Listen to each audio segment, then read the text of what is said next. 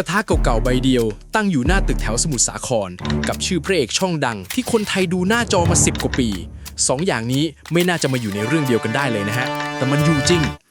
อาร์ตพระสุดบานแย้มพระเอกตัวร้ายแถวหน้าที่เคยเล่นบางระจันเคยเล่นเลือดมังกรเคยเล่นเมียหลวงวันหนึ่งงานละครหดจากปีละ4 เรื่องเหลือ2 เรื่องเงินค่าตัวก็ไม่ได้เข้าทันทีต้องรอถ่ายจบก่อนตัวเขาเองเนี่ยเลยเดินไปยืนหน้าเตาทอดหมูกรอบขายตั้งเป้าแค่เดือนละ 2-3 หมื่นพอผ่านมา2 ปีตอนนี้ตัวอาร์ตมีเงินเก็บที่เจ้าตัวมองว่าใช้ไปได้ทั้งชีวิตแล้วปีนี้ซื้อรถขนของรวดเดียว3 คันแล้วคำถามที่ผมอยากรู้ที่สุดคือไอ้กระทะใบเดียวเนี่ยมันโตไปเป็นรถทั้งลานได้ยังไงเริ่มจากปูมหลังก่อนอาร์ตเป็นคนสมุทรสาครแท้ๆเรียนช่างยนต์มาก่อนแล้วค่อยไปจบนิเทศต่อโทบริหารธุรกิจเข้าวงการจากการประกวดของช่อง3เมื่อปี 2550เป็นพระเอกเรื่องแรกในปีถัดมาอยู่ยาวมา16 ปีเล่นทั้งพระเอกทั้งตัวร้ายมีรางวัลติดบ้านจนกระทั่งปี 2566ตัวเขาก็ไม่ต่อสัญญาช่องออกมาเป็นนักแสดงอิสระรับงานได้ทุกช่องฟังดูเหมือนอิสระใช่ไหมฮะแต่ในทางตังอิสระแปลว่าไม่มีเงินเดือนประจำแล้วนะคือต้องเข้าใจระบบเงินของคนในวงการก่อนคุณผู้ชมค่าตัวนักแสดงละครบ้านเราไม่ได้จ่ายเป็นรายเดือนเหมือนมนุษย์เงินเดือนบางที่จ่ายเมื่อถ่ายจบทั้งเรื่องบางช่องรอถึงตอนละครออนแอร์ด้วยซ้ำแปลว่าคุณอาจจะไปตากแดดถ่ายละครมา 3-4 เดือนแล้วเงินเพิ่งจะมาลงบัญชีตอนหลังตัวอาร์ตเคยให้สัมภาษณ์เมื่อเดือนสิงหาคมปี 2567 ว่าปีก่อนหน้านั้นรับงาน3 เรื่องได้ตอนราวๆ 50,000 เรื่องหนึ่ง 10-20 ตอนตัวเลขฟังดูเยอะนะฮะแต่มันเป็นเงินก้อนที่มาทีเดียวปีละไม่กี่หนในขณะที่ค่าใช้จ่ายของบ้านเขาทั้งดูแลพ่อดูแลแม่ดูแลหลานอีก2 คนบวกหนี้บ้านหนี้คอนโดเป็นตัวเลข7 หลักมันเดินทุกวันทุกเดือนไม่เคยรอใครพอละครหายไปครึ่งหนึ่งปุ๊บภาพบรรชัดเลยครับรายรับเป็นก้อนมาช้าและมาไม่แน่นอนส่วนรายจ่ายเป็นรายวันมาไวและมาแน่นอนช่วงนั้นมีจังหวะที่ว่างงานยาว3 เดือนติดคนที่บ้านยังกินยังจ่ายเหมือนเดิมตัวเขาเองเลยเริ่มมองหาอาชีพเสริมไม่ได้คิดใหญ่โตอะไรเลยนะฮะแค่อยากได้เพิ่มเดือนละ 20,000 ถึง 30,000 ตีเป็นรายวันก็คือวันละ1,000 บาทเท่านั้นเองแล้วทำไมต้องหมูกรอบทำไมไม่ทำอย่างอื่นอันนี้มีที่มาช่วงโควิดตัวอาร์ตเคยขายหมูทอดกับน้ำพริกมาก่อนเคยเห็นแล้วว่าขายของกินมันเข้าทางตัวเองแล้วก่อนลงมือรอบนี้เจ้าตัวบอกว่าอ่านหนังสือธุรกิจแบบเอาเป็นเอาตายไม่ได้เดินไปตั้งกระทะดื้อส่วนเรื่องภาพลักษณ์ดาราที่หลายคนสงสัยว่าจะแคร์ไหมยืนหน้าเตาควันขึ้นหน้าน้ำมันกระเด็นใส่ผมมองว่าจุดตัดมันอยู่ตรงหนี้ก้อนโตกับปากท้องคนที่บ้านนี่แหละพอมีของจริงกดทับอยู่เรื่องหน้าตาในสังคมมันเบาลงไปเองแล้วคนที่มายืนเคียงข้างในรอยต่อนั้นก็ไม่ใช่ผู้จัดการส่วนตัวไม่ใช่ในทุนแต่เป็นแสนสาวนอกวงการชื่อเล่นว่าปุ้ยที่มาช่วยยืนทอดช่วยสับหมูอยู่หน้าร้านกับทีมงานที่ส่วนใหญ่เป็นเพื่อนเป็นญาติเป็นคนรู้จักที่ครอบครัวไม่มีรายได้อาร์ตใช้วิธีแบ่งกำไรให้เต็มที่ให้ทุกคนทำงานเหมือนเป็นเจ้าของร้านเองวันเปิดขายวันแรกคือวันที่5 เมษายนปี 2566ตั้งใจจะขายวันละ10 โลกำไรวันละ800 ถึง 1,000 บาทตามเป้าทำหมูกรอบตุนไว้ทั้งอาทิตย์เลย150 โลประกาศขายเช้าปรากฏว่าหมดเกลี้ยงภายในวันเดียวปุยตายของทั้งสัปดาห์หายวับวันที่2รีบทำไหน500 โลหมดอีก MGR ออนไลน์รายงานตอนนั้นว่า2 วันแรก100 โลหมดเกลี้ยงแล้วตัวเลขก็วิ่งขึ้นจากนั้นไม่หยุดสรุปง่ายๆคือเป้าที่วางไว้ว่าวันละ10 โลถูกลูกค้าตบหน้าตั้งแต่วันแรกเดี๋ยวฟังต่อนะฮะเพราะเป้าเล็กๆอันนี้แหละที่ผมว่าเป็นหัวใจของทั้งเรื่องคุณผู้ชมลองคิดตามนะคนที่เคยเป็นพระเอกเคยได้ค่าตัวตอนละ 50,000 ถ้าจะเริ่มธุรกิจปกติหัวมันจะไปตั้งเป้าที่ล้านที่10 ล้านต้องเปิดร้านสวยๆต้องมีป้ายไฟต้องลงทุนให้สมศักดิ์ศรีแต่ตัวอาร์ตเนี่ยตั้งไว้แค่ 2-3 หมื่นต่อเดือนผลของการตั้งเป้าต่ำมันมี2 ชั้นแรกคือเงินลงทุนต่ำตามไปด้วยกระทะใบเดียวหน้าตึกไม่มีค่าเช่าที่แพงๆไม่มีค่าตกแต่งเจ๊งก็เจ็บนิดเดียวความกลัวเลยไม่ขวางการลงมือชั้นที่2คือจุดคุ้มทุนมันเตี้ยพอเตี้ยแล้วยอดที่เกินมาทุกบาทกลายเป็นกำไร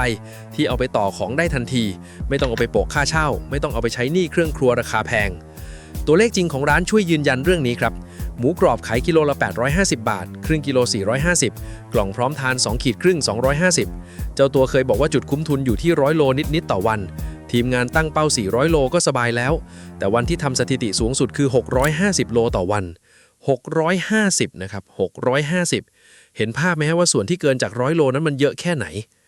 แล้วเงินเก็บล่ะเมื่อปลายเดือนพฤษภาคมปี 2567ตัวอาร์ตไปออกรายการทางช่องวัน31แล้วยืนยันตัวเลขว่ามีเงินเก็บ20 ล้านบาทหลังทำหมูกรอบมา15 เดือนทั้งที่ตอนเป็นดาราอย่างเดียวเงินเก็บมากที่สุดคือ1,000,000 กว่าบาทแถมยังติดหนี้อยู่ ทีนี้เจ้าตัวก็ให้ความเป็นธรรมกับตัวเองดีนะเพราะถึงเดือนสิงหาคมปีเดียวกันแกออกมาขยายความเองว่า20 ล้านนั้นไม่ได้มาจากหมูกรอบล้วนๆมีงานพรีเซนเตอร์ 4-5 ตัวรวมอยู่ด้วยมีเงินจากละครด้วยอันนี้ผมชอบนะคนดังส่วนใหญ่เจอตัวเลขสวยๆก็ปล่อยให้คนเข้าใจไปเองแหละแต่แกกลับมาแยกให้ฟังเอาล่ะกลับเข้าเรื่องที่ต้นเรื่องบอกว่าปีนี้ซื้อรถขนของ3คันทั้งรถตู้รถกระบะตู้ทึบและรถ4ล้อใหญ่อันนี้มีร่องรอยชัดครับเมื่อวันที่ 20 มีนาคม ปี 2568 ตัวเขาโพสต์ภาพรถ3คันพร้อมทีมงานแล้วเขียนกำกับไว้ประมาณว่าผมไม่ได้รวยไม่ได้ใช้รถหรูไม่ได้ใช้ชีวิตหรูหราแต่3คันนี้ซื้อสดหมดทุกคัน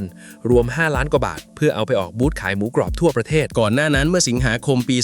2567 แกก็ซื้อรถตู้เงินสดไปแล้วคันหนึ่งราว 1.5 แสนแล้วนั่งคำนวณให้ฟังด้วยว่าซื้อคุ้มกว่าเช่าเพราะอีก2ปีขายต่อได้1.2 ล้าน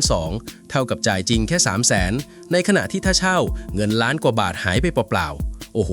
ฟังแล้วนี่คือหัวช่างยนต์บวกหัวปอโทบริหารทำงานพร้อมกันทำไมต้องเป็นรถไม่ใช่รถหรูคำตอบอยู่ในลักษณะของหมูกรอบเองครับคุณผู้ชมรู้ไหมฮะว่าจะได้หมูกรอบ500กิโลออกมาขายต้องซื้อหมูดิบเข้าไป 1,000 ถึง 1,200 กิโลเพราะอบแล้วน้ำหนักหายไปเกินครึ่งนี่คือของหนักของสดของที่รอไม่ได้ต้องมีความเย็นคุมตลอดทางถ้าคุณขายอยู่หน้าตึกร้านเดียวจ้างรถรับจ้างก็จบแต่พอคิวออกบูธยาวไปทั่วประเทศยาวไปจนถึงเดือนพฤศจิกายนปีนี้ทีมงาน 15-20 คนต่อบูธคุณจะรอรถคนอื่นไม่ได้แล้วรถตู้ไว้ขนคนรถกระบะตู้ทึบกับตู้เย็นไว้ขนของสดรถ4ล้อใหญ่ไว้ขนของหนักและอุปกรณ์พูดง่ายๆก็คือแกไม่ได้ซื้อรถแกซื้อสายส่งของตัวเองจากคนทอดขายปลีกขยับมาเป็นคนคุมทั้งเส้นทางตั้งแต่หมูดิบจนถึงหน้าเตาแล้วมันจำเป็นจริงไหมจำเป็นครับเพราะต้นทุนวัตถุดิบไม่ได้อยู่นิ่งศูนย์วิจัยกสิกรไทยรายงานเมื่อเดือนเมษายนปีที่แล้วว่าหมู3ชั้นขยับขึ้นไปอยู่ราว200 บาทต่อกิโลเพิ่มจากปีก่อนหน้าราว 7% และคาดว่าทั้งปีจะขึ้นต่อในขณะที่ตัวอาร์ตประกาศว่าถ้าหมูขึ้นร้านจะไม่ขึ้นราคาอ้าวถ้าไม่ขึ้นราคาแล้วจะเอากำไรจากตรงไหนก็ต้องไปเอาจากตรงนี้แหละครับจากการสั่งตรงกับห้างใหญ่จากการมีรถขนเองจากการไม่ต้องจ่ายค่าขนส่งให้คนอื่นทุกเที่ยวมันคือการบีบต้นทุนในบ้านตัวเองแทนที่จะไปบีบเงินในกระเป๋าลูกค้าน่าสนใจอีกอย่างคือสิ่งที่แกไม่ทำมีคนติดต่อขอซื้อแฟรนไชส์เป็น100 รายแกไม่ขายบอกว่ากลัวคุมคุณภาพไม่ได้แล้วเสียชื่อ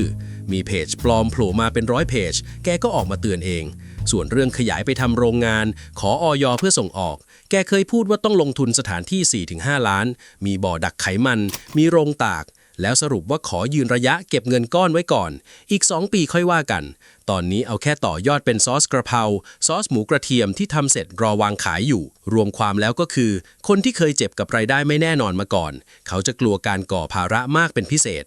ทีนี้มาถึงประโยคที่ผมว่าคนวัยทำงานควรฟังที่สุดคือคำว่ามีเงินเก็บพอใช้ได้ทั้งชีวิตสำหรับคนที่ไม่ติดชีวิตหรูหราตัวอาร์ตเคยพูดกับกรุงเทพธุรกิจไว้เมื่อกลางเดือนพฤษภาคมปี 2567 ว่าตอนนี้มีเงินแล้วชาตินี้อยู่สบายแล้วไม่กินไม่เที่ยวไม่เล่นไม่ติดการพนันถ้าไม่ไปหลงอะไรก็อยู่ได้คุณผู้ชมจับคำสุดท้ายไว้ให้ดีนะฮะถ้าไม่ไปหลงอะไรเพราะกับดักของคนที่รายได้เพิ่งพุ่งขึ้นมันอยู่ตรงนี้พอรายได้ขึ้นรสนิยมมันวิ่งขึ้นตามทันทีรถต้องคันใหม่บ้านต้องหลังใหญ่ของกินต้องร้านหรูสุดท้ายรายจ่ายวิ่งแซงรายได้ไปอีกรอบซึ่งตัวเลขบ้านเราก็ฟ้องอยู่นี่ครัวเรือนไทยนะสิ้นปีที่แล้วอยู่ที่ราว 16.4 ล้านบาทคิดเป็นเกือบ 87% ของขนาดเศรษฐกิจทางประเทศแล้วอีกด้านหนึ่งที่ผมอยากให้เทียบกันคือจังหวะของเงินมันไม่ใช่แค่เรื่องว่าได้เยอะหรือได้น้อยนะครับรายได้จากละครคือเงินก้อนที่มาช้าและมารอบยาวระหว่างรอคุณต้องมีเงินสำรองถ้าไม่มีก็ต้องหยิบยืมเพราะหยิบยืมก็มีดอกเบี้ยเพราะมีดอกเบี้ยเงินก้อนที่ได้มาก็ไม่เต็มก้อนอีกแล้วส่วนรายได้จากหมูกรอบมันคือเงินสดรายวันขายเช้าเย็นเห็นเงินเอาไปซื้อของวันรุ่งขึ้นได้เลยธุรกิจที่เงินหมุนไวขนาดนี้ถ้าคุมต้นทุนอยู่มันโตด้วยตัวเองได้โดยแทบไม่ต้องกู้นี่คือเหตุผลที่2 ปีมันวิ่งแซง10 กว่าปีได้ไม่ใช่เพราะขายของกินดีกว่าเป็นดาราแต่เพราะเงินมันหมุนคนละความเร็วถ้าให้ผมเดาทิศทางต่อจากนี้นะฮะผมว่าจุดวัดใจของแกอยู่ที่การตัดสินใจเรื่องโรงงานกับอย.ถ้าตัดสินใจทำก็แปลว่าจะขยับจากพ่อค้าที่คุมทุกอย่างเองไปเป็นเจ้าของกิจการที่ต้องมีระบบและมีคนคุมแทนซึ่งเป็นด่านที่ร้านดังหลายเจ้าตกม้าตายมาแล้วแต่ถ้าไม่ทำเลือกอยู่ขนาดนี้คุมเองเดินสายบูธเองก็ปลอดภัยกว่าแต่โตต่อได้จำกัดเท่าที่ดูจากนิสัยเงินของแกที่ซื้อสดทุกอย่างไม่แตะหนี้ผมเดาว่าแกจะเลือกทางที่ช้าแต่ไม่เจ็บและตัวชี้ขาดจริงๆเจ้าตัวก็วางไว้เองแล้วครับ แกเคยบอกว่าปี 2 ปียังถือว่าประเดี๋ยวประดาวคำว่าประสบความสำเร็จของแกต้องอยู่ที่ 5 ปีขึ้นไป นับจากกระทะใบแรกหน้าตึกเมื่อเดือนเมษายนปี 2566 ครบ 5 ปีก็คือปี 2571 ถ้าถึงวันนั้นแล้วคุณชายหมูกรอบยังตั้งเตาอยู่ ยังมีคิวบูธยาวเหมือนเดิม อันนั้นแหละถึงจะเรียกได้เต็มปากว่าไม่ใช่กระแสดารา แต่เป็นธุรกิจจริง